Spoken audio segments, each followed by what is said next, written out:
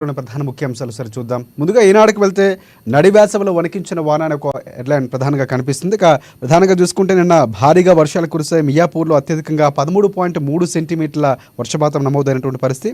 సంగారెడ్డి, నల్గొండ, సిద్దిపేట, యాదాద్రి జిల్లాలో భారీ వర్షం కురిసింది. ఇక దీంతో ధాన్యం రాసులు కొట్టుకుపోయినటువంటి పరిస్థితి. వేరు ఘటనలో 7 మృతి చెందినటువంటి వైనం కూడా కనిపిస్తుంది. అలాగే మరొక వార్త చూసుకుంటే విభజన హామీలు అమలు చేయని మోదీ ఓట్లు ఎలా అడుగుతారని కూడా సీఎం రేవంత్ రెడ్డి ప్రశ్నించినటువంటి పరిస్థితి కనిపిస్తుంది. బిడ్డ బెయిల్ కోసం కేసీఆర్ రాష్ట్రాన్ని మోదీకి తాకట్టు పెట్టారని కూడా కొన్ని వ్యాఖ్యలు చేశారు. రైతు భరోసాను భాజపా అలాగే భారత అడ్డుకున్నాయని వరంగల్ పశ్చిమ తూర్పు కూడలి సమావేశాలు సీఎం రేవంత్ రెడ్డి చెప్పినటువంటి పరిస్థితి కనిపిస్తుంది. అలాగే మరొక వార్త చూసుకుంటే జగన్ వైరస్కు ఓటే వ్యాక్సిన్ వైకాపా 5 ఏళ్ల పాలనలో ఏపీ 30 ఏళ్ళు వెనక్కి వెళ్ళిందని కూడా మాజీ సీఎం చంద్రబాబు కొన్ని వ్యాఖ్యలు చేసినటువంటి పరిస్థితి.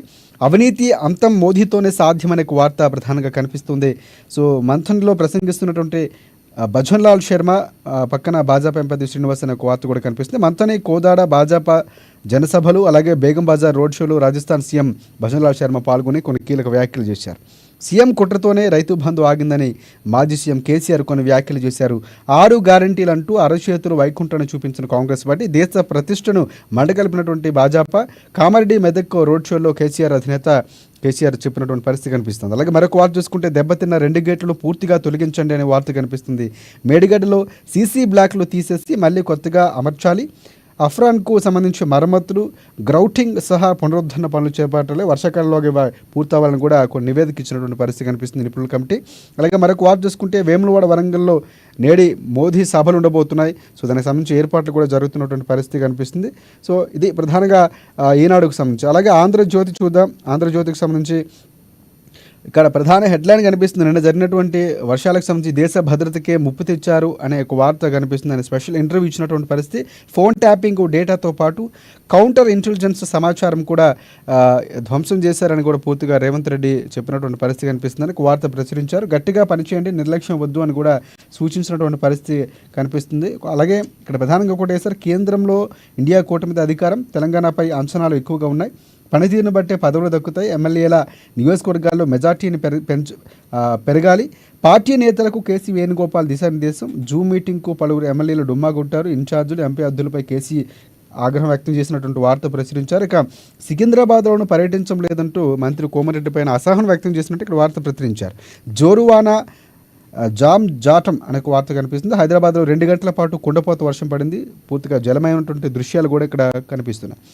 అసమర్థుల రాజ్యం వెళుతున్నారు అనే ఒక వార్త కనిపిస్తున్నటువంటి పరిస్థితి. కేసీఆర్కు సంబంధించి దేశ రాష్ట్రాల్లో పాలకులకు అభివృద్ధి చేతకావటం లేదు, మోదీ 150 హామీలు ఇచ్చి ఏ ఒక్కడు కూడా నెరవేర్చలేదని కొన్ని కీలక వ్యాఖ్యలు చేశారు. మోదీ గెలిస్తే పెట్రోల్ 400 అవుతుందని కూడా కొన్ని వ్యాఖ్యలు చేసినటువంటి పరిస్థితి కనిపిస్తుంది. ఇక తెలంగాణలో 10 లక్షల కోట్ల అభివృద్ధి, రేవంత్కు ఇది గాడిద గుడ్డులా కనిపిస్తుందంటూ కూడా వ్యంగ్యంగా కిషన్ రెడ్డి కొన్ని వ్యాఖ్యలు చేసినటువంటి వార్త ఆంధ్రజ్యోతికి సంబంధించి కనిపిస్తున్నటువంటి పరిస్థితి. తర్వాత మనం సాక్షి చూద్దాం. సాక్షికి సంబంధించి ప్రధానంగా మండుటెండల్లోనూ నిండా ముంచే అనే వార్త కనిపిస్తుంది. జలమయమైనటువంటి పూర్తిగా నగరాన్ని కనిపించేలా ఒక చిత్రపటం. అలాగే రైతులు ఇబ్బంది పడుతున్నటువంటి తడిసిన ధాన్యానికి సంబంధించి మరొక చిత్రపటం వేశారు. అకాల వర్షంతో రాష్ట్ర వ్యాప్తంగా తడిసిన ధాన్యం కల్లాల్లో, కొనుగోలు కేంద్రాల్లో కొట్టుకుపోయిన తీరు కనిపిస్తుంది. రైతులకు ఎప్పుడు వర్షాలు వస్తున్నా కష్టం తప్పనటువంటి పరిస్థితి కనిపిస్తుంది. ప్రభుత్వం ఆదుకోవాలని కూడా గగ్గోలు పెడుతున్నారు. మరొక వార్త చూసుకుంటే పెట్టుబడిదారుల పార్టీకి పేదల కన్నీళ్లు పట్టవు అనే వార్త కనిపిస్తుంది. బీజేపీపై మాజీ సీఎం కేసీఆర్ ఫైర్ అనే వార్త. అలాగే మోదీ పాలనలో దేశ ఆర్థిక పరిస్థితి చిన్నాభిన్నమైంది, రాష్ట్రంలో ముఖ్యమంత్రి కుట్ర చేసి రైతు బంధు ఆపించారు, కామారెడ్డి, మెదక్ రోడ్ షోలో కేసీఆర్ ప్రసంగం. సో ఒకరి మీద ఒకరు పరోక్షంగా విమర్శలు చేసుకున్నారు. కాకతీయుల స్ఫూర్తితో ఢిల్లీ సుల్తాన్లపై పోరు అనే అక్కడ వార్త సీఎం రేవంత్ రెడ్డికి సంబంధించి హనుమకొండ రోడ్ షోకి సంబంధించి మాట్లాడుతున్న చిత్రపటం వేస్తూ వార్త కనిపిస్తుంది. ఎన్నికల్లో గుజరాత్, తెలంగాణ మధ్య ఫైనల్ మ్యాచ్ అవుతుంది. బీజేపీని డకౌట్ చేసి గుజరాత్ను ఓడించాలని మళ్ళీ కేసీఆర్ అదే చేస్తున్నారు, దగాకోరు నినాదాలతో తిరుగుతున్నారని కూడా కొన్ని వ్యాఖ్యలు చేశారు. 4 నెలల్లోనే రేవంత్ అబద్ధాలు కోరని తేలిందని ఈటల రాజేందర్ కొన్ని వ్యాఖ్యలు చేశారు. అలాగే కాంగ్రెస్ పార్టీకి ఎక్స్పైరీ డేట్ వచ్చేసింది, నరేంద్ర మోదీ, రాహుల్ గాంధీ మధ్య జరుగుతున్న ఎన్నికలేవని కూడా ప్రధానంగా బండి సంజయ్ కొన్ని వ్యాఖ్యలు చేశారు. ఆ వార్త కనిపిస్తుంది. పథకాల్లో అడ్డుకున్న గెలుపును ఆపలేరను సీఎం జగన్కు సంబంధించిన వార్త కనిపిస్తుంది. జూన్ 4న మళ్ళీ మీ బిడ్డే వస్తాడు. విశాఖ నుంచే పాలన ప్రమాణ స్వీకారం. కోరుకొండ, ఇచ్చాపురం గాజువాక సభలో ఏపీ సీఎం జగన్ చెప్పిన వ్యాఖ్యలకు సంబంధించి ఫ్యాన్ పట్టుకుంటూ ఒక చిత్రపటాన్ని కూడా వేశారు. కేంద్రంలో బీజేపీ వస్తే భవిష్యత్తు ఉండదు, ఎప్పుడు రిజర్వేషన్లు రద్దు చేద్దామా అని ఆ పార్టీ ఉర్రూతలొగుతుందని కూడా డిప్యూటీ సీఎం భట్టి విక్రమార్క కొన్ని వ్యాఖ్యలు చేశారు. రైతు భరోసాకు ఈసీ బ్రేక్, పోలింగ్ తర్వాత పంపిణీకి ఆదేశం, సీఎం కోడ్ ఉల్లంఘించారని వ్యాఖ్యలు చేస్తూ ఇక్కడ ప్రధానంగా ప్రచురించారు. మేడిగడ్డను పరిశీలించిన విచారణ కమిషన్, ఇది ప్రధానంగా సాక్షికి సంబంధించి కనిపిస్తున్నటువంటి వార్తలు. అలాగే వెలుగు చూద్దాం వెలుగుకు సంబంధించి ప్రధానంగా ఈరోజు జరుగుతున్న కార్యక్రమాలకు సంబంధించి వార్తలు కనిపిస్తున్నాయి. జోరు వాన అనే నిన్న వర్షానికి సంబంధించి రైతులు నష్టపోయినటువంటి చిత్రపటాలు ఇస్తూ వార్సు కనిపించింది. రాష్ట్ర వ్యాప్తంగా జిల్లాల్లో కుండపోత వర్షాలని ఆ జిల్లాలు కూడా ఆ ప్రాంతాల్లో ఇచ్చినటువంటి పరిస్థితి. రైతు భరోసాకు ఈసీ బ్రేక్, రాష్ట్రంలో పోలింగ్ ముగిసిన తర్వాతే జమ చేయాలని ఆదేశం. ఇప్పటికే 97% మంది రైతులకు పంపిణీ, మిగిలిన రైతులకు మే 13 తర్వాత జమ అవుతున్నటువంటి పరిస్థితి. దాదాపుగా మిగిలిన 3% ఉన్నటువంటి పరిస్థితి. 3 దశలో 63%, 11 రాష్ట్రాలు, కేంద్రపాలిత ప్రాంతాలు 93 నియోజకవర్గాలు ఎన్నికలైన జరిగినటువంటి పరిస్థితి. దాదాపుగా 6 గంటల వరకు పోలింగ్ జరిగింది. ఉదయం 7 గంటల నుంచి 77.06% అత్యధికంగా అస్సాంలో ఉన్నటువంటి పరిస్థితి. అల్పంగా యూపీలో 57% నమోదైనటువంటి పోలింగ్ అది కనిపిస్తుంది, వార్త కనిపిస్తుంది. గుజరాత్ టీంను డకౌట్ చేద్దాం, తెలంగాణ ప్రాజెక్టులని మోదీ సొంత రాష్ట్రానికి తరలించుకుపోయాడు అని కూడా సీఎం రేవంత్ రెడ్డి కొన్ని వ్యాఖ్యలు చేశారు. సో దానికి సంబంధించి వార్త కనిపిస్తుంది. అలాగే మరొక వార్త చూసుకుంటే తెలంగాణపై ఫుల్ ఫోకస్, 3వ విడత ముగియడంతో ప్రచారంలో స్పీడ్ పెంచిన బీజేపీ కాంగ్రెస్ పార్టీ నేతలు అనే వార్త ప్రధానంగా కనిపిస్తుంది. సో ఇక్కడ ఈరోజు మోదీ పర్యటన కూడా ఉండబోతుంది. పూర్తి స్థాయిలో ఈరోజు ఎన్నికల ప్రచారం రసవత్రంగా సాగబోతుంది. ఓట్లకు చెలో ఏపీ. సో సొంతూలు బాట పెట్టినటువంటి ఆంధ్ర వాసులు, గ్రేటర్ పరిధిలోని హైదరాబాద్, సికింద్రాబాద్, మల్కాజ్గిరి చేవల్లో ఓటింగ్పై ప్రభావం. రాష్ట్ర వ్యాప్తంగా 23 నుంచి 30 లక్షల మంది ఏపీ ఓటర్లు ఇక్కడ ఉన్నటువంటి పరిస్థితి. వాళ్ళందరూ కూడా రైల్లో, బస్సులో వెళ్తున్నటువంటి పరిస్థితి ఉందని వార్త ప్రచురించారు. జాలు మాట్లాడితే బెదిరిస్తున్నారు, ఢిల్లీ పోలీసులను బీజేపీ తన ఆధీనంలో ఉంచుకుందని భట్టి విక్రమార్క కొన్ని వ్యాఖ్యలు చేశారు. సీఎంను కూడా ఢిల్లీకి రమ్మంటున్నారు, ఇదేనా భావ ప్రకటన స్వేచ్ఛ అంటే కూడా ప్రశ్నించినటువంటి పరిస్థితి. రిజర్వేషన్లు కాపాడుకునేందుకు రాహుల్ కృషి చేస్తున్నారు. ఇక బీఆర్ఎస్, బీజేపీ రెండు కూడా ముసుగు తొలగిపోయింది, రెండు ఆ పార్టీలు ఒకటే అని కూడా కొన్ని వ్యాఖ్యలు చేశారు. అలాగే ఆ 3 బ్యారేజీలు తెరిచే ఉంచాలి, లేదంటే వరద కొట్టిపోయే ప్రమాదం ఉందని కూడా కుంగిన బ్యారేజీకి సంబంధించి పరిశీలిస్తున్న judicial commission chairman PC Ghosh ఇతర అధికారులు ఇచ్చినటువంటి నివేదికకు సంబంధించి వార్త కనిపిస్తుంది. అలాగే రాజకీయ స్వార్థం కోసం ద్వేషం పెంచుతున్నారు, మోదీ బీజేపీపై సోనియా ఫైర్ అయినటువంటి పరిస్థితి, ప్రమాదంలో రాజ్యాంగం ఉందని కూడా ఆమె కొన్ని కీలక వ్యాఖ్యలు చేశారు. కవిత కస్టడీ పొడిగింపు, ఢిల్లీ లిక్కర్ స్కామ్ కేసు సంబంధించి కేసులో 4వసారి ఎక్స్టెండ్ చేసినటువంటి ట్రయల్ కోర్టు. ఇక ఈడీ కేసులో నెల 14న, సిబిఐ కేసులో నెల 20 వరకు కస్టడీ పొడిగించినటువంటి పరిస్థితి కనిపిస్తుంది. కవితకు హోమ్ ఫుడ్ ఇచ్చేందుకు పర్మిషన్ కోసం అడ్వకేట్లు కూడా కొన్ని పిటిషన్లు పొందుపరిచినటువంటి పరిస్థితి కూడా కనిపిస్తుంది. చివరిగా అమ్మ చూద్దాం, అమ్మ బ్యాపర్కి సంబంధించి రేవంత్ భరోసా అనే ఒక ప్రధానంగా హెడ్లైన్ వార్త కనిపిస్తుంది. రైతుల ఖాతాలోకి 2,000 కోట్లు 5 ఎకరాలు మించిన వారికి ఇచ్చినటువంటి పరిస్థితి. కాకపోతే కొన్ని కారణాల వల్ల ఆపినటువంటి పరిస్థితి. దాదాపుగా 97% పూర్తయినటువంటి పరిస్థితి. మే 13 తర్వాత ఇవ్వనని ఈసీ ఆంక్షలు, దానికి సంబంధించి కూడా ప్రచురించినటువంటి వార్త ప్రధానంగా కనిపిస్తుంది. ఆ కర్షకులకు ధనుగా కాంగ్రెస్ సర్కార్ ఉంటుంది, 15.81 కోట్లు విడుదల చేశాం, పంట నష్టపరం కూడా రిలీజ్ చేసినటువంటి పరిస్థితి ఉందని కూడా ప్రధానంగా సీఎం రేవంత్ రెడ్డికి సంబంధించి వార్త కనిపిస్తుంది. అమ్మ కోసం చెల్లి, అన్న కోసం చెల్లి అనే వార్త ప్రధానంగా కనిపిస్తుంది. ప్రియాంకకు రాహుల్ గెలుపు బాధ్యతలు, 12 రోజులు ఇక అక్కడే మఖం. రాయ్ బరేలీలో 5 లక్షల మెజార్టీ టార్గెట్గా అక్కడ కాంగ్రెస్ పార్టీ వ్యూహం రచించి అందులో భాగంగానే ప్రియాంక గాంధీ ప్రచారం చేయబోతున్నారు. సిటీలో మోదీ అనే వార్త కనిపిస్తుంది. కిషన్ రెడ్డి బండి సంచయలకు అండగా రేపు కరీంనగర్లో మోదీ సభ అని నిన్న ప్రశ్నించినటువంటి వార్త ఈరోజు రాబోతున్నటువంటి పరిస్థితి. ఆయన చేరుకున్నారు రాజ్భవన్లో ఉన్నటువంటి పరిస్థితి. సో ఈరోజు ప్రధానంగా మోదీ పర్యటన ఉండబోతుంది. కవిత జ్యుడిషియల్ కస్టడీ పొడిగింపు, మే 14 వరకు కస్టడీలోనే అనే వార్త కనిపిస్తుంది. ప్రచారంలో ముందంజ, ఖమ్మంలో వినోద్ ధూమ్ధామ్ అనే వార్త ప్రధానంగా కనిపిస్తున్నటువంటి పరిస్థితి. ప్రధానంగా వార్తాపత్రికలో ఉన్నటువంటి ప్రధాన ముఖ్యాంశాలు. దీనికి సంబంధించి పూర్తి విశ్లేషణ అందించేందుకు ప్రముఖ రాజకీయ విశ్లేషకులు కృష్ణమూర్తి గారు మనకు అందుబాటులో ఉన్నారు. ముందుగా నమస్తే కృష్ణమూర్తి గారు. ప్రధానంగా రైతు బంధుకు సంబంధించి 97% పూర్తయింది, మే 13 తర్వాతే ఇవ్వాలని ఈసీ కొన్ని ఆదేశాలు ఇచ్చినటువంటి పరిస్థితి. దానిపై పరస్పరంగా దాడులు చేసుకుంటున్నారు. ఇటువైపు సీఎం రేవంత్ రెడ్డి ముందుగా చూసుకుంటే పూర్తి స్థాయిలో భాజపా అలాగే ఏదైతే పార్టీ ఉందో బీఆర్ఎస్ పార్టీ రెండు కుట్రలు చేసి అందుకే ఆపేసింది ఈసీ అని కూడా కొన్ని వ్యాఖ్యలు చేశారు. దాన్ని ఏ విధంగా చూడొచ్చు అంటారు? అసెంబ్లీ ఎన్నికల సందర్భంగా ఆర్థిక మంత్రి హరీష్ ఏ తప్పిదం చేశారో ఇప్పుడు సీఎం అదే తప్పిదం చేసిండు రైతు బంధు విషయం. అప్పట్లో అసెంబ్లీ ఎన్నికల సందర్భంగా కోడుందని చెప్పేసి రైతు బంధు రైతులకు అంటే పంట సాగు మొదలైంది కాబట్టి వాళ్ళకు సహాయం అందించాల్సిన అవసరం ఉందని చెప్పేసి అప్పటి ప్రభుత్వం బీఆర్ఎస్ ప్రభుత్వం ఈసీకి లేఖ రాసింది. ఈసీకి లేఖ రాసింది. లేఖ రాసిన వెంటనే హరీష్ రావు ఈసీకి లేఖ రాసిన ఖచ్చితంగా వస్తుంది, మీ అకౌంట్ డబ్బులు పడతాయి అంతవరకు ఓకే. ఈసీ కూడా దాని విషయంలో మాట్లాడారు, ఎందుకంటే అప్పటికి అందరిస్తే కాబట్టి. ఈసీ అనుమతించిన వెంటనే హరీష్ రావు దీన్నే ప్రధాన ప్రచారాస్త్రంగా తీసుకున్నారు. టింగ్ టింగ్ అని పడతా ఉన్నాయి, మీకు ఖచ్చితంగా వచ్చేస్తాయి, రేపు పొద్దున కల్లా వచ్చేస్తాయి, రేపు సాయంత్రం వరకు వచ్చేస్తాయి, మీ ఖాతాలో డబ్బులు జమ అవుతాయి అని చెప్తూ ఆయన కొంత ప్రచారం కోరి దీంతో ఆగ్రహం వ్యక్తం చేసిన ఈసీ రైతు బంధు పంపిణీ ఆపండి, అప్పుడు ఎలక్షన్ అసెంబ్లీ ఎలక్షన్ తర్వాత చేసుకోండి, చేయొద్దు అని చెప్పేసి మళ్ళీ ఈసీ తను తీసుకున్న నిర్ణయాన్ని వెనక్కి తీసుకున్నారు. సేమ్ అనే జరిగింది. మళ్ళీ కొంత వేసాము రైతు బంధు, ఇంకొంతమంది వేయాల్సిన అవసరం ఉంది, అంత స్వల్పంగా ఒక 10-20% రైతులకు వేయాల్సిన అవసరం ఉంది, మిగతా వాళ్ళందరికీ వేసాము గతంలోనే కోరుకన్నా ముందే ఇప్పుడు అనుమతించండి అని చెప్పేసి రాష్ట్ర ప్రభుత్వం కోరింది. ఈసీ అనుమతించింది. ఈసీ అనుమతించిన వెంటనే రేవంత్ రెడ్డి 9 తారీఖు లోపల ఇస్తాము, 8 తారీఖు లోపల ఇస్తామని చెప్పేసి ఉపయోగించిన స్టేట్మెంట్ ఇచ్చారు. ఇట్లాంటి ప్రభుత్వ పథకాలు అమలు చేసేటప్పుడు కొంత జాగ్రత్తగా కోడ్ అమల్లో ఉన్నప్పుడు జాగ్రత్తగా వెళ్తాం పాలకులు ఎవరైనా సరే, గత పాలకులు కానీ ప్రస్తుత పాలకులు కానీ. కానీ ఈ రైతు బంధు అంశాన్ని రాజకీయ అంశంగా మార్చుకొని ఓట్ల రూపంలో మలుచుకునేందుకు ప్రయత్నం చేయడంతో సమస్య మొదలవుతుంది. గతంలో హరీష్ రావు అదే చేశారు. ఓట్ల కోసం, ఓట్లు రాబట్టుకోవడం కోసం టింగ్ టింగ్ అని చెప్పాడు. రేవంత్ రెడ్డి టింగ్ టింగ్ అనేది కాబట్టి అందరికీ వేసేస్తున్నాం ఖచ్చితంగా, అంటే వచ్చేసి 9 తారీఖు లోపల కాడు, ఇవ్వకపోతే అప్పుడు మమ్మల్ని అడగండి అని చెప్పేసి చెప్పారు. అంటే ఇందులో పార్టీలు ఓటర్ల కోసం ఇచ్చే డబ్బుల్లా మార్చుకుంటున్న నేపథ్యంలో దీనిలో ఈసీ కొంత ఆచితూచి స్పందిస్తుందని మనం ఇంకా చెప్పాలి. ఎందుకంటే రైతు బంధు అనేది రైతులకు సహాయం కోసం ఇచ్చినటువంటి ప్రభుత్వ సొమ్ము, ప్రజలు కట్టిన సొమ్ము, ప్రజలు పన్నుల రూపంలో కట్టేవాడు సొమ్ము అది. లేదా ప్రజలను పణంగా పెట్టి అప్పులు తీసుకొచ్చి రైతులకు ఇస్తున్నటువంటి సొమ్ము. రాష్ట్ర ప్రభుత్వం అప్పు తీసుకొచ్చి ప్రజలను చూపించి, ప్రజల ఆదాయ వనరులను చూపించి, రాష్ట్ర ప్రభుత్వం వేరు వేరు మార్గాల ద్వారా అప్పులను తీసుకొచ్చి రైతులకు అందిస్తున్నటువంటి మొత్తాలు.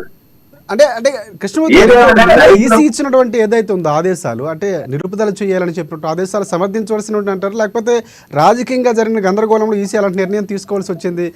వరుసగా ఇటువైపు నుంచి 2 పార్టీల నుంచి వచ్చినటువంటి ప్రజలు లేకపోతే కంప్లైంట్ల ఆధారంగా పరిగణలోకి తీసుకొని ఇచ్చింది అనుకోవచ్చు మనం. అప్పట్లో అదే జరిగింది. ఏమన్నా కాంగ్రెస్ పార్టీ అడ్డుకుంటుంది, బీజేపీ అడ్డుకుంటే హరీష్ రావు చెప్పారు తర్వాత. ఇప్పుడు మళ్ళీ సేమ్ అదే చెప్తున్నారు. బీఆర్ఎస్ బీజేపీ అడ్డుకుంటే కాంగ్రెస్ చెప్తారు. కానీ పాలకులు చేసే పొరపాటు నేను అంటాను. ఇది పార్టీలు చేసిన పొరపాటు కాదు, పార్టీలు చేసే ఫిర్యాదులపై ఈసీ స్పందించలేదు. ఎవరు ఏ పార్టీ కూడా ఈసీకి ఇంతవరకు ఫిర్యాదు చేయలేదు. రైతు బంధు ఆపండి, రైతు బంధు ఇవ్వద్దు, ఎలక్షన్ అయినా ఇవ్వమని చెప్పండి. ఎవరు చెప్పలేదు. ఏ పార్టీ కూడా రైతులకు సహాయం చేసేవాళ్ళు ఏ పార్టీ కూడా అభ్యంతరం చెప్పలేదు. గతంలో చెప్పలేదు, ఇప్పుడు చెప్పలేదు. గతంలో అసెంబ్లీ ఎన్నికల సందర్భంగా బీజేపీ, కాంగ్రెస్ అభ్యంతరం చెప్పలేదు. ఇప్పుడు లోక్సభ ఎన్నికల సందర్భంగా బీఆర్ఎస్, బీజేపీ అభ్యంతరం చెప్పట్లేదు. అప్పుడు బీఆర్ఎస్ ప్రభుత్వం తప్పు చేసింది, కాంగ్రెస్ పార్టీ ప్రభుత్వం తప్పు చేస్తుంది. తప్పు చేసింది రైతాంగాన్ని ఇబ్బందులు పాలు చేస్తా ఉంది. అంటే పార్టీలు తమ ఓట్ల కోసం, తమ స్వార్థం కోసం, తమ రాజకీయ ప్రయోజనాల కోసం రైతాంగానికి ఇచ్చేటువంటి సహాయాన్ని వాడుకోవడం పట్లనే ఈసీ అభ్యంతరం వ్యక్తం చేసింది. పార్టీలు తమ సిద్ధాంతాలు, తమ విధానాలు, తమ ప్రజాపాలన ఎలా ఉండబోతుంది, తమ అధికారం అప్పగిస్తే, తమకు ఓటేసి గెలిపిస్తే ప్రజలకు ఏం చేయబోతుందన్న విషయం చెప్పాలి. అది ప్రభుత్వ సొమ్మును నిబంధన మీద ఇస్తున్న నేపథ్యంలో దాని మీద ప్రచారం చేయడము, దాన్ని ప్రచారాంశంగా మార్చుకొని ఓటు కందుకోవడం ప్రయత్నం అనేది ఈసీ సీరియస్ గా తీసుకుంది. గతంలో తీసుకుంది, ఇప్పుడు తీసుకుంది. పూర్తిగా రాజకీయంగా అంశాన్ని వాడటం వల్ల ఎంతవరకు వచ్చింది అనుకుందాం. ఎస్, మనం డిబేట్ మళ్ళీ కంటిన్యూ చేద్దాం. ఎస్, మీ విశ్లేషణ షార్ట్ బ్రేక్ తీసుకుందాం. ఇటు సీఎం రేవంత్ రెడ్డి కామెంట్ల వల్ల ఆగిపోయిందని ఈసీ చెప్తుంది. అసలు ఎవరు కంప్లైంట్ ఇచ్చారు అవన్నీ కూడా మళ్ళీ తర్వాత మాట్లాడదాం. కేసీఆర్ ఏమన్నారు? షార్ట్ బ్రేక్ తీసుకుందాం. Stay tune.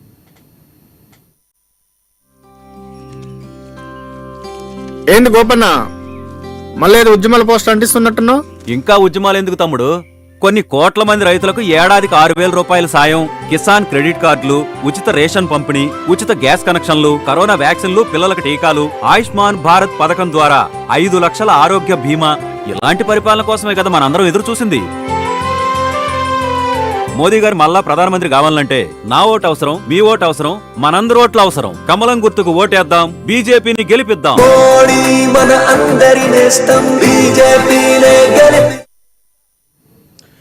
Welcome back. So ప్రధానంగా ఈసీ ఆదేశాలతో రైతు బంధు సంబంధించినటువంటి ఆగినటువంటి పరిస్థితి కనిపిస్తూ ఉంది. సో ఇక్కడ ప్రధానంగా ఎందుకు రాష్ట్రం సంబంధించి రైతు భరోసాకు బ్రేక్ పడింది సో అనేది ఒక వ్యక్తి ఎవరైతే ఉన్నారో సీఎం రేవంత్ రెడ్డి దీనిపై పదే మాట్లాడుతున్నారని వేణుకుమార్ అనే ఒక వ్యక్తి కంప్లైంట్ ఇచ్చాడు. ఫిర్యాదు ఆధారంగానే ఈసీ నిర్ణయం తీసుకుందని మనకి కథనాలు వస్తున్నాయి. సో దానికి సంబంధించి కృష్ణమూర్తి గారు మీరేమంటారు? అంటే ఫిర్యాదులు ఇవ్వటం, రాజకీయంగా వాడుకోవటం అనేది సమంజసం కాదు ఒక రకం, కానీ ఇలాంటి టైంలో ఎన్నికల టైంలో ప్రతి అంశాన్ని కూడా రాజకీయ పార్టీలు తనకు అనుకూలంగా మార్చుకుంటాయి. సో ఇక్కడ ఈ అంశం కూడా అలాగే దాదాపుగా 97% పూర్తి అయిపోయింది ఏదైతే రైతుల ఖాతాలో జమ అయినటువంటి పరిస్థితి. సో ఇక్కడ పూర్తి స్థాయిలో 13 తర్వాత అంటే నష్టం రైతుల్లో ఎటువంటి గందరగోళం వచ్చే పరిస్థితి లేవనుకోవచ్చు మనం.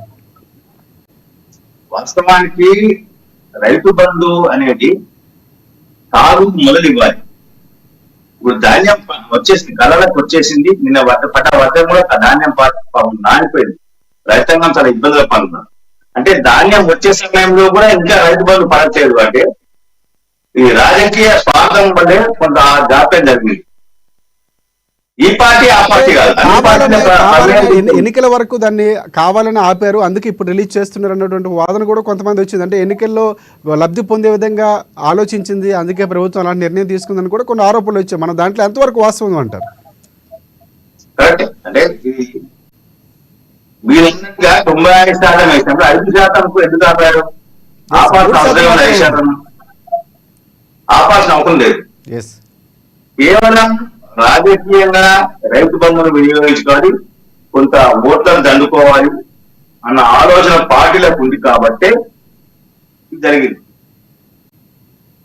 అంటే కేసీఆర్ కూడా కొన్ని వ్యాఖ్యలు చేస్తున్నారు, కావాలనే సీఎం రేవంత్ రెడ్డి వల్ల ఆగిపోయిందని చెప్తున్నారు. సీఎం రేవంత్ రెడ్డి కూడా సేమ్ ఇక్కడ రెండు పార్టీలు కుట్రలు చేశాయి, ఇక్కడ బీజేపీ కానీ లేకపోతే బీఆర్ఎస్ కానీ అని చెప్తున్నటువంటి పరిస్థితి. సో ఇక్కడ దీన్ని ఏ విధంగా చూడొచ్చు అంటారు? కుట్రలు అనేది ఎవరు చేయలేదు. నేను చెప్తున్నాను కదా, గతంలో హరీష్ రావు ప్రవర్తన, హరీష్ రావు ఉపన్యాసాలు, హరీష్ రావు రైతు బంధు మీద చేసిన ప్రచారం, ఇప్పుడు రేవంత్ రెడ్డి ప్రవర్తన, రేవంత్ రెడ్డి ప్రకటన, రేవంత్ రెడ్డి దీని మీద ప్రచారం చేయడానికి కారణం రెండే రెండు. దీంట్లో కుట్రలు లేవు, కుతంత్రాలు లేవు. క్లియర్ కట్ గా కనబడుతుంది. మనకు తెలిసిన పుస్తకంలో ఉంది, మీరు పరిశీలించండి. ఈసీ కూడా చెప్పింది, దీన్ని రాజకీయంగా వాడుకున్నారు కాబట్టి మేము దీన్ని ఆపుతున్నాము అని చెప్పి. గతంలో హరీష్ రావును ఉండని కిషోర్ చెప్పారు, ఇప్పుడు రాష్ట్ర ప్రభుత్వ పెద్దలను ఉండని కిషోర్ చెప్తున్నాం. దీంట్లో ఎవరి కుట్రలు లేవు. ఖచ్చితంగా ఎవరో ఒకరు ఫిర్యాదు చేశారు కాబట్టి అతని పేరు బయటకు వస్తుంది, ఒక రైట్. కానీ వీళ్ళు నిబంధనలు, ఈసీ నిబంధనలు ఖచ్చితంగా పాటించుకుంటే చుప్చాప్గా ఏం మాట్లాడకుండా ప్రభుత్వ పరంగా చేయాల్సిన పనులు, అంటే రైతు బంధు అనే వ్యవహారము రెవెన్యూ శాఖ, ఆర్థిక శాఖకు సంబంధించిన అంశాలు, దానికి సిఎస్ పర్యవేక్షణలాగా ఉంటారు. చీఫ్ సెక్రటరీ ఆధ్వర్యంలో బ్యాంకు ఖాతాలో డబ్బులు గప్చుప్గా వేయకుండా దాన్ని వేశాము, 9 తారీఖు గడువు, 8 తారీఖు గడువు, సవాళ్ళు, ప్రతి సవాళ్ళు ఇవన్నీ వచ్చేవారు కదా, ఈసీ జోక్యం చేసుకోవాల్సిన పరిస్థితి. రైట్. కృష్ణమూర్తి గారు, ఇంకొక అంశం, నిన్న పూర్తి స్థాయిలో చూసుకుంటే రైతులకు ఇటువైపు రైతు భరోసా ఆగిన నేపథ్యంలో ఇక్కడ పూర్తి స్థాయి అసలు చాలా అతలాకుతలం చేసింది. ముందు నుంచి వాతావరణ శాఖ హెచ్చరిస్తుంది. నిన్న వడగాళ్ళు తీవ్ర స్థాయిలో కొన్ని ప్రాంతాల్లో మోస్తారు వర్షాలు పడితే, ఈదురుగాలతో కొన్ని ప్రాంతాల్లో చాలా కుండపోత వర్షాలు. మన హైదరాబాద్ చిన్న వర్షం పడితే చాలా వరకు ఈ సమస్యను మనం గతంలో కూడా మాట్లాడుకున్నాం. సో నిన్న జరిగినటువంటి పరిణామాలు చూసుకుంటే ప్రభుత్వం ఎలాంటి చర్యలు తీసుకోవాల్సిన అవసరం ఉందంటారు? నిన్న పూర్తి స్థాయి ముందు నుంచి కూడా హెచ్చరిస్తుంది, పూర్తి స్థాయిలో చర్యలు తీసుకోలేదన్నటువంటి వాదన కూడా వైపు వినిపిస్తుంది. ప్రభుత్వం అలాంటి చర్యలు తీసుకుందన్నటువంటి వాదన కూడా వినిపిస్తుంది. సో దీనికి సంబంధించి మీరేమంటారు? ముందుగా రాష్ట్ర ప్రభుత్వం రైతులకు ధాన్యం కళ్ళాల పైన ఉంది, రోడ్ల మీద ఉంది, ఎక్కడెక్కడ పొలాలలో అట్లనే ఉంది. దాన్ని కొనుగోలు చేయాలి. కొనుగోలు కేంద్రం ఏర్పాటు చేశాము, అవ్విస్తున్నాము, ఇప్పిస్తున్నాము, ఇంత చేసినాము, అంత చేసినాము. గత ప్రభుత్వం కంటే ఎక్కువగా మేము ఇక్కడ కేంద్రాలు ఏర్పాటు చేశాం, వాళ్ళకంటే ముందుగానే ఏర్పాటు చేశాను. ఉత్తమ్ కుమార్ రెడ్డి గతంలో క్లియర్ కట్గా ప్రెస్ మీట్లో చెప్పినటువంటి పరిస్థితి, వాళ్ళకంటే అత్యధికంగా చాలా స్థాయిలో మేము కేంద్రాలు అందుబాటులో ఉంచాం, రైతులు ఖచ్చితంగా కొంటామని చెప్పినటువంటి పరిస్థితి. ఉంచితే ఉంచొచ్చు సార్, దానికి కారణం లేదు. కానీ పర్యవేక్షణ లోపించింది. ఎస్ క్షేత్రస్థాయిలో పర్యవేక్షణ మనం గతంలో ఇదే చర్చలో మనం మాట్లాడుకున్నాం. పర్యవేక్షణ లోపించింది. అధికార యంత్రాంగం సరిగ్గా పనిచేస్తుందా లేదా అనేది పర్యవేక్షణ చేయట్లేదు. అంటే వీళ్ళంతా ఎన్నికల బీసీలో ఉండి చేయట్లేదా, లేదు అంటే నిర్లక్ష్యంగా వెళ్తా ఉన్నారా, లేదంటే అధికారం మీద అతి ఉత్సాహం అధినమ్మకం ఉన్నదా? మేము చెప్పిన అధికారం చేసి అయిపోయింది మనకు సమ్మతం లేదు అని అనుకుంటున్నారా అనేది ఇక్కడ తీరాల్సిన అవసరం ఉంది. నిన్నటి మీద చూడండి, గడిచిన వారం రోజులుగా అడపా చిత్ర అక్కడికి వర్షాలు పడుతూనే ఉన్నాయి. అంటే ఈ రోజు నుంచి ప్రచారాస్త్రాలుగా నిన్న పడినటువంటి కురిసిన వర్షం, ధాన్యం తడిచిపోవడం, పంట నష్టపోవడం, దీన్ని ప్రచారాస్త్రాలుగా ఈరోజు రాజకీయ నేతలు ఈరోజు ప్రసంగాలు ఉండే అవకాశం ఉంది అనుకోవచ్చా? ఇంతకుముందు అనుకున్నాం మనము ప్రతి అంశాన్ని ప్రచారాస్త్రంగా మార్చుకుంటాం. ఒక వ్యక్తి రోడ్డు ప్రమాదం దాని ప్రచారాంశంగా మారే ప్రమాదం ఉంది. ఇప్పుడు రాజకీయాల్లో ఓట్ల వేటలో రాజకీయ నాయకులు ఉన్నారు కాబట్టి ఏ రకమైన వేట చేస్తే ఓట్లు ఎక్కువ వస్తాయి అనేది అన్ని పార్టీలు ఆలోచిస్తాయి. ప్రతి అంశం ఖచ్చితంగా రైతాంగం అంశము రాజకీయ చర్చా వేదికగా మారే అవకాశం అయితే ఉంది. కారణం ఏంటంటే గడిచిన వారం రోజులుగా సుమారుగా వారం రోజులుగా ఐఎంఏ హెచ్చరిస్తా ఉన్నది, వర్షాలు వచ్చే అవకాశం ఉంది, ఈదురుగాలు వచ్చే అవకాశం ఉంది, జాగ్రత్త. రాష్ట్ర ప్రభుత్వము ధాన్యం కొనుగోలు చేయకుండా కల్లాలలో ఉన్నటువంటి ధాన్యాన్ని సమీపంలో ఉన్న రైతు వేదికలో లేకపోతే ఫంక్షన్ హాల్స్, ఎందుకంటే ఫంక్షన్స్ లేవు, శుభకార్యానికి ఇప్పుడు మంచి రోజు కాదు కాబట్టి ఖాళీగా ఉన్న సమీపంలోని ఫంక్షన్ హాల్లకు ఎదుర్కో ఒక తరలించేందుకు రెవెన్యూ యంత్రాంగాన్ని అప్రమత్తం చేయాల్సిన బాధ్యత ప్రభుత్వం పైన ఉంది. ఆ రెవెన్యూ యంత్రాంగాన్ని అప్రమత్తం చేయడంలో రాష్ట్ర ప్రభుత్వం విఫలించింది. కాబట్టి రైతాంగం ఇక్కడ పని అవుతా ఉన్నారు, రైతులు ఇబ్బందులు పడతా ఉన్నారు. అంటే అన్నంగా ధాన్యం తగ్గిపోతుంటే రైతులు అడగోడగా ఏడుస్తూ ఉన్నాయి. దీనమైన పరిస్థితి ఉన్న రైతాంగం ఇప్పటికైనా రాష్ట్ర ప్రభుత్వం యుద్ధ ప్రాతిపదికన రెవెన్యూ శాఖను అప్రమత్తం చేసి గంటకు రివ్యూ చేసి ఎక్కడెక్కడ ధాన్యం ఉంది కళ్ళల్లో వాటన్ని ఇమ్మీడియట్ గా తరలించండి, అవసరమైతే ట్రాన్స్పోర్ట్ ఏర్పాటు చేయండి, సమీపంలో ఉన్న ట్రాక్టర్లనా లారీలనా ఆటోనా వాటన్నిటిని సమీపంలో ఫంక్షన్లకు తరలించండి, వాళ్ళకు ఆ ధాన్యం తరగకుండా జాగ్రత్తలు తీసుకోండి అని చెప్పాల్సిన బాధ్యత రాష్ట్ర ప్రభుత్వం. ఇంకోటి నిన్న సీఎం రేవంత్ రెడ్డి చాలా కీలకంగా కొన్ని వ్యాఖ్యలు చేశారు. గుజరాత్ టీంను డకౌట్ చేద్దాం, ఇక్కడ ప్రధానంగా మ్యాచ్ జరుగుతుంది, మనం విజయం సాధించాలని చెప్తూనే ఇక్కడికి రావాల్సినటువంటి ప్రాజెక్టులన్నీ కూడా గుజరాత్ తరలించుకెళ్ళిపోయారు మోదీ. కేంద్ర ప్రభుత్వంలో ఉన్నటువంటి మోదీ ఇలాంటి విధ్వంసకరమైన చేసిన విభజన హామీలు పూర్తిసారి నెరవేర్చలేదు, కాంగ్రెస్ పార్టీ అధికారంలోకి రాకపోతుందని కొన్ని వ్యాఖ్యలు చేశారు. ఇది మోదీ పర్యటన ఉండబోతుంది, దీన్ని కౌంటర్ పడే అవకాశం ఉందా? నిన్న సీఎం రేవంత్ రెడ్డి చేసినటువంటి వ్యాఖ్యలు ఏ విధంగా చూడొచ్చు అంటారు? మనం నేను అనుకున్నాం గుజరాత్ డకౌట్ ఎట్లా చేస్తారు వీళ్ళు. గుజరాత్ దాదాపు 20 ఏళ్ళ నుంచి బీజేపీ హయాంలో ఉంది. బీజేపీ పట్టణం గుజరాత్ 20 ఏళ్ళుగా బీజేపీనే వెళ్తా ఉన్నది. సారీ, బీజేపీ గుజరాత్ వెళ్తా ఉన్నది 20 సంవత్సరాలు. వీళ్ళు వచ్చి 4 నెలలు అవుతుంది. హామీలు ఇవ్వబోయా, హామీలు అమలు చేయాలి బాబా, 4 గంటలు కదా ఆనండి అంటారు. కానీ గుజరాత్ డకౌట్ చేస్తాం, ఎట్లా చేస్తారు వీళ్ళు?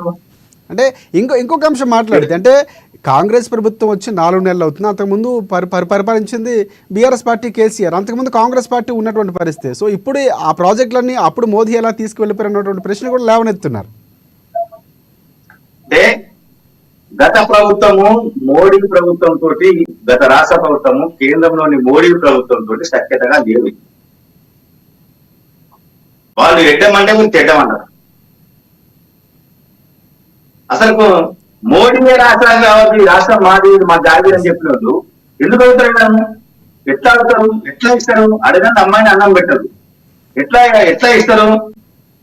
ఈ ప్రభుత్వం కూడా 4 నెలల్లో ఏమేం కావాలి రాష్ట్రానికి అని అడిగిరా? వీళ్ళు ఏమి అడిగారు, కేంద్రం ఏమిచ్చిందన్న విషయాన్ని ఇప్పటికీ చెప్పలేకపోతున్నారు. ఇంకా వీళ్ళు ఇంకా సర్దుకోవాల్సిన అవసరం ఉంది. రాష్ట్ర ప్రభుత్వం కొత్తది కాబట్టి సర్దుబాటు చేసుకొని ఇంట్లో సంసారం చక్కగా నిలుపుతారు కదా బయట పోయి చూడాల్సిన అవసరం ఉంది. వీటితో సంసారం నిన్న చక్కగా నిన్న నిలుపుకొని నిన్న కొన్ని లోపల వ్యాఖ్యలు కూడా రేవంత్ రెడ్డి ఇంకో వరంగల్కి సంబంధించి 2వ రాజధానిగా చేస్తాం, అభివృద్ధి చేస్తామని కూడా హామీ ఇచ్చారు. సో అది మంచి శుభ్రనామం అనుకోవచ్చు. అంటే వరంగల్ లాంటి ఒక కాకతీయ ప్రాంతం చాలా చారిత్రాత్మకమైనటువంటి ప్రదేశం. సో దానికి 2వ రాజధానిగా అభివృద్ధి చేస్తామని ఒక హామీ ఇవ్వటం అనేది అంటే ఎన్నికల కోసం అయినా కూడా ఒక మంచి నిర్ణయం అనుకోవచ్చు మనం. ఎస్, అది నిజంగా రేవంత్ రెడ్డి తీసుకున్నటువంటి నిర్ణయం చాలా మంచిది. ఇది మాటల రూపంలో కాకుండా చేతుల రూపంలో చేస్తే వరంగల్ తో పాటు మిగతా తెలంగాణ ప్రాంతంలోని మిగతా జిల్లాల ప్రజలకు కూడా కొంత అనుకూలంగా ఉంటుంది, సౌకర్యవంతంగా కూడా ఉంటుంది. ఇది ఎన్నికల వరకు ఇచ్చేసి మాట తప్పడం కాదు, ఖచ్చితంగా అమలు చేసి తీరాల్సిన అవసరం ఉంది. వరంగల్ 2వ రాజధాని చేయొచ్చు. ఎందుకంటే వరంగల్ భౌగోళికంగా సార్వభౌమికంగా మొత్తంగా బాగా ఉంటుంది. అంటే అన్ని రకాల వాతావరణ పరంగా చూసుకున్నా, వ్యాపార పరంగా చూసుకున్నా, మిగతా అంశాలు చూసుకున్నా చాలా బాగుంటుంది. అటు ఖమ్మం, ఆ మారుమూల ప్రాంత వాటి జిల్లాలు అంటే ఇక్కడ నుంచి ఖమ్మం 240-50 కిలోమీటర్లు ఉంటుంది కాబట్టి అట్లాంటి వాళ్ళకు ఒక సెకండ్ క్యాపిటల్ సిటీ కాబట్టి బాగుంటుంది. పెట్టాల్సిన అవసరం ఉంటుంది, ఏర్పాటు చేయాల్సిన అవసరం ఉంటుంది. దీనికి కావాల్సిన సౌకర్యాలు కూడా వరంగల్లో ఉన్నాయి. వరంగల్లో భవనాలు ఉన్నాయి, ప్రభుత్వ కార్యాలయాలు ఏర్పాటు చేసారు, ఇక్కడ స్థలం ఉంది నిర్మించాలనుకుంటే. అక్కడ వరంగల్ కావాల్సినటువంటి పూర్తి స్థాయిలో నిధులను కేటాయించి సెకండ్ క్యాపిటల్ చేసే బాగుంటుంది. ఇది ఎన్నికల ప్రచారంలో చేసింది అయినప్పటికీ రేవంత్ రెడ్డి సహాయం ఇచ్చారు. వాళ్ళ అంటే వాళ్ళు కూడా దీంట్లో భాగస్వాములు అవుతారు కాబట్టి ఖచ్చితంగా సలహాలు ఇచ్చిన వాళ్ళు కూడా దీన్ని ఇప్పుడు ఎన్నికల ప్రకటన చేసి వదిలేయకుండా ఎన్నికలు పూర్తయినామంటే గెలుపుకోవడం వల్ల సహజం. ఎవరు గెలుస్తారు ఎవరు ఓడతారని సహజం. అది ప్రజలు నిర్ణయిస్తారు. దాని గురించి అంటే గెలుపుకోవడం పట్టించుకోకుండా కేంద్రంలో ఏ ప్రభుత్వం వచ్చినా రాష్ట్రంలో 5 ఏళ్ళు కాంగ్రెస్ పార్టీ ప్రభుత్వం ఉండడం ఖాయం. కాబట్టి 5 ఏళ్లలో రేవంత్ రెడ్డి సీఎంగా ఉంటుంది కాబట్టి రేవంత్ రెడ్డి ఆ హామీని పూర్తి చేసి వరంగల్ ప్రజలతో పాటు మిగతా జిల్లాల ప్రజలకు కూడా కొంత మేలు చేకూరిస్తే బాగుంటుంది. అక్కడ వరంగల్ చారిత్రక కట్టడం కేంద్ర ప్రభుత్వం స్మార్ట్ సిటీగా కూడా ప్రకటించింది వరంగల్. ఇప్పటికే అక్కడ కొన్ని పనులు మొదలైన భద్రకాళి బండ్ కానీ, భద్రకాళి టెంపుల్ డెవలప్మెంట్ కానీ, మిగతా కాకతీయ రాజుల యొక్క కట్టడాలను పునరుద్ధరించే కార్యక్రమాన్ని కేంద్ర ప్రభుత్వం చేపట్టింది. పర్యాటక కేంద్రంగా కూడా తీర్చిదిద్దారు. యునెస్కో గుర్తింపు ఉన్నటువంటి రామప్ప టెంపుల్ ఆ జిల్లాలో ఉంది కాబట్టి వీటన్నింటికి అంటే ఇటు పర్యాటక కేంద్రంగా ఇటు క్యాపిటల్ సిటీగా సెకండ్ క్యాపిటల్ సిటీగా ఉండాలి. ప్రపంచవ్యాప్తంగా గుర్తింపు తెచ్చుకునే అవకాశం ఉంది కాబట్టి వరంగల్ కు పూర్వవైభవం తీసుకొచ్చేది అంటే ఓరుగల్లు కోట అని ఒకప్పుడు పేరుండే, మళ్ళీ ఆ పూర్వవైభవం తీసుకొచ్చేందుకు రేవంత్ రెడ్డి సన్నద్ధం కావాల్సిన అవసరం ఉంటుంది. అందుకు కావాల్సిన చర్యలు వెంటనే ఎలక్షన్ కోడ్ ముగిసిన వెంటనే పరిపాలనాపరమైన ఆదేశాలు జారీ చేసి అందుకు సంబంధించిన ఏర్పాట్లు చేసి సెకండ్ క్యాపిటల్ సిటీ చేస్తే సూపర్ గా ఉంటుంది, చాలా బాగుంటుంది. Right right right right thank you. ఎవ్వరు కూడా రైట్ కృష్ణమూర్తి గారు, మీరు అన్నట్లు అలాంటి పరిస్థితులు రాదు. ఎందుకంటే పోరాటాల గడ్డ వరంగల్ చాలా చారిత్రాత్మకమైనటువంటి ప్రాంతం. చాలా తెలంగాణ చరిత్రను లేకపోతే అప్పుడు పోరాట యోధుల యొక్క చరిత్రను రాణి రుద్రమల దేవి లాంటి వారు గొప్ప చరిత్ర కలిగినటువంటి దానికి ప్రజల్లోకి రావాలి. ఇప్పటికే రామదేవం యునెస్కోలో గుర్తింపు పొందినటువంటి పరిస్థితులు ఇవన్నీ కూడా ఆ దిశగా వెళ్ళాలని కోరుకుందాం. ఒక రకమైన మంచి నిర్ణయం చెప్పుకోవచ్చు. ఎస్, రాజకీయ పరిణామాలు మారుతున్నాయి. దానికి సంబంధించి పూర్తి విశ్లేషణ అందించేందుకు ప్రత్యేక ధన్యవాదాలు కృష్ణమూర్తి గారు. సో ఇది ఇవాళ న్యూస్ క్యాన్. రేపటి న్యూస్ క్యాన్లో మళ్ళీ కలుసుకుందాం మనం. అంతవరకు చూస్తూనే ఉండండి అమ్మా న్యూస్, నిజం కోసం జనం కోసం.